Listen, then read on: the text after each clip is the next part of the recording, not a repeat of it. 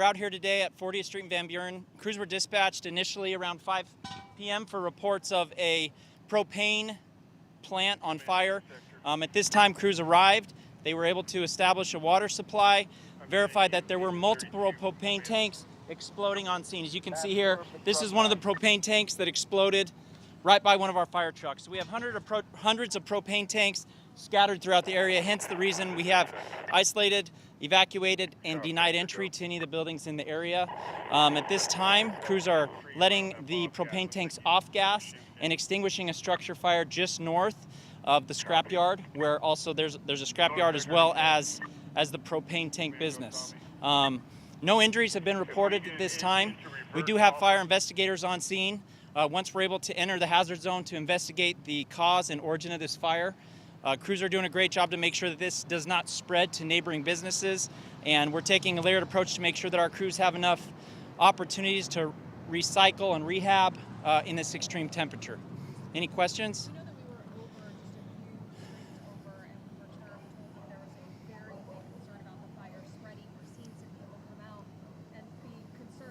Yeah. What is your message to them, and are you concerned that the fire can spread? Absolutely. So at this time, if you're far enough away from the fire with this type of heat, it's important for people to remember to just shelter in place. If we need you to evacuate, we will let you know. At this time, people are self-evacuating, and that's fine if that's what they choose to do, but we encourage them to stay in an air-conditioned environment. Obviously, with smoke like this, embers can travel, so we're going to do the best we can to mitigate any form of spot fires that might turn up. At this time, we don't have any reports of any other structures on fire, and crews are doing a good job to monitor the area with the patrol to make sure that we don't have any other structure fires happen. And you don't know the cause. Where did this originate from? You guys have any idea? So the initial reports was that a propane business had propane tanks that were on fire and that they were burning. Why they started on fire, we don't know. And our investigators with the Phoenix Fire Investigations Task Force will do a great job to verify where and how they started on fire. Can you talk a little bit about the dangers of those propane tanks exploding? Is there a concern that they Absolutely. fall on people, Absolutely. homes or cars, damaging them? Yeah, so we have evidence of propane tanks up to 500 yards past the ground zero where this is actually happening. So there's absolutely a concern.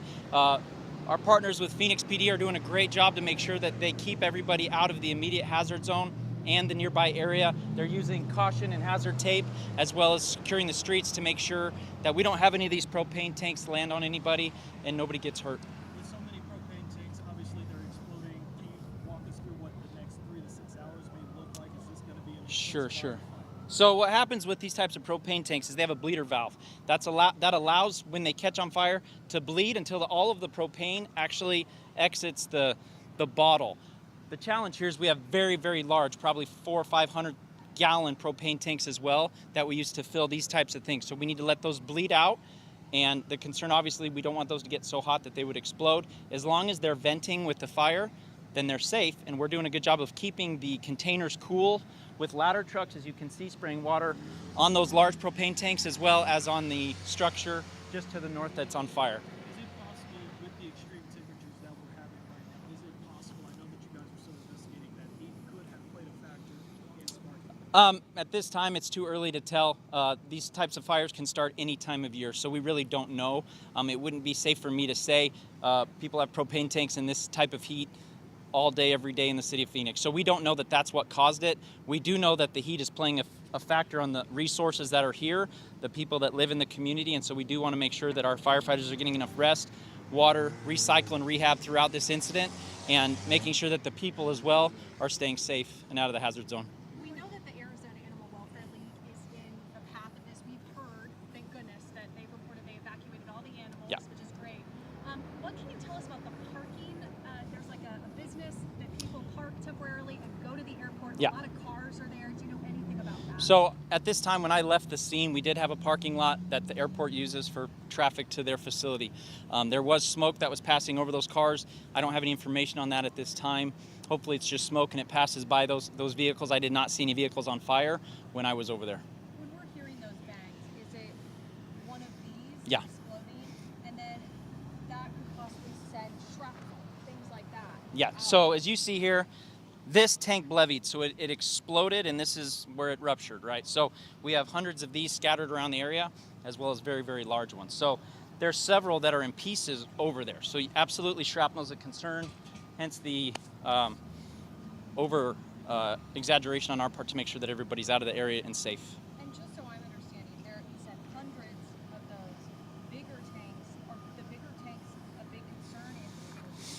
Have fire? Have they caught fire? They're burning right now. Yeah, we have at least 2 that I saw that were burning. So, but they are off-gassing. So as long as the fire is coming out of that bleeder valve, then we're not concerned that it's going to explode because we have water on it keeping the tank cool. So everything is going as to plan in a situation like this from our side. Now we just want to make sure that we get all of the fuel out of all of these tanks before we can go in and evaluate the scene. We were hearing that those bigger tanks may have been as full as about 70% full. Yeah, I don't know. I've never been to this facility, so I don't know how full they were. I haven't spoken with any of the responsible parties for the business yet, but our investigators are speaking with them, so they'd have more details as far as how much fuel they could have been up to 100% for all we know. So we just need to give them time to bleed off. How long could it take to bleed off? It could definitely be hours. Yeah, we could be here for several hours tonight. This might be a long campaign fire that we're going to be out here on. Phoenix Fire is obviously very comfortable with things like this. We do this every day in the city of Phoenix, especially in the summer months when things get really hot. So we're prepared to handle this incident and taking a very safe approach to make sure that everybody's safe. Did you have a question? Yes. Any concern with the air quality? I know propane is something. Well, as of now, the propane's burning off, and so right now we do have smoke that's burning. So I would caution everyone to, yes, stay out of the smoke because the smoke is a toxic fume, and we want to make sure that people aren't getting that in their skin, breathing it in. Stay indoors if you're anywhere near that smoke. We saw Tempe this year. What else? What are other agencies are here? Absolutely. So we've got a great mutual aid partnership with the surrounding cities. So Tempe, Guadalupe. We might have trucks from Mesa. I'm not even sure. Scottsdale might be here. So all of our surrounding partners we work really well with. It's basically like one big fire department, and just to make sure that we work as a team to make sure that this goes out. We train together. We work big fires like this together, so it's like a handshake basis, first name basis when we're dealing with stuff like this. Everybody knows each other, and we know what to do.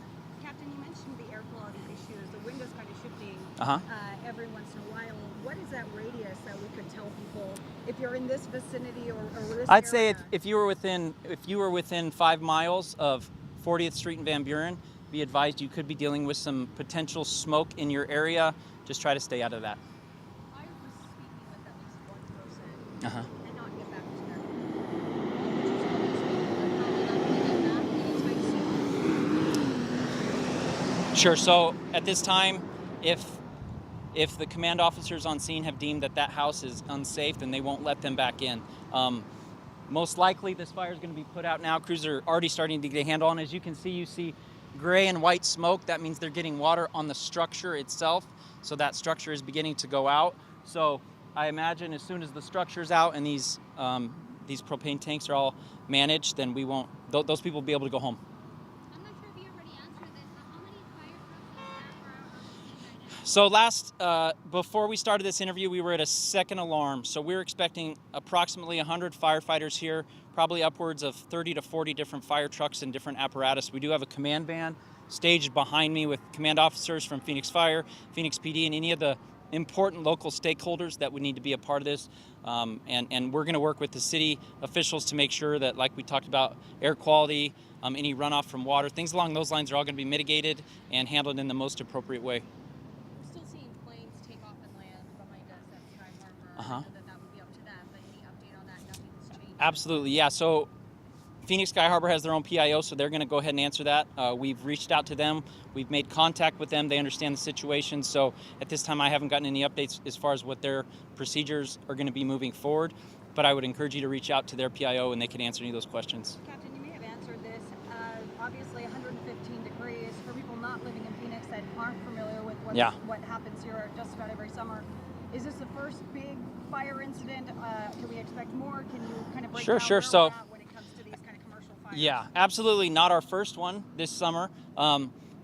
Speaking of people that maybe have moved here, we do have a lot of transplant folks that have moved here from out of state, people that might be spending their first summer or second summer in the city of Phoenix. Well, this is hot, and they're starting to see what happens. So big fires like this are definitely going to happen occasionally throughout the city, and we encourage everybody to manage manage your hydration, stay out of the heat.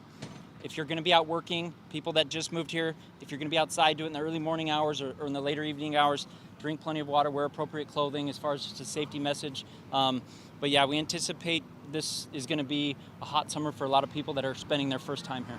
This is more of a technical question about the business. Do you know if the main line was buried, or do you know if it was? I don't know. My guess is it would be buried. Most of those propane lines are, but I don't know for sure. I haven't been able to get to the hazard zone and see it yet. When I got close, it was so loud that the hissing and the heat, I wasn't able to get within 200 yards of the fire. So. How hot does a suit get inside when a firefighter So is our wearing it? turnouts, yeah, I'm not sure exactly the exact temperature. I know that we do need to manage our work rest cycles though, because guys can get overheated pretty quickly, and our gals as well. So it's important that we make sure that our crews work for maybe 20 minutes, go through a bottle of air, then they come out, get some water if they need an IV. We check their temperatures. We make sure we monitor their vital signs as well to make sure that nobody's overheating and we don't have to send anybody to the hospital. And is that why we have agencies in different cities coming in to help? Because there are crews that need to be recycled that need that time. Absolutely, yeah. The multi-layered response is the answer to a problem like this. One crew or even 5 crews couldn't do this. We need to make sure that we have lots of people coming in and out and making sure that we have all of the areas surrounded to make sure that this fire doesn't spread.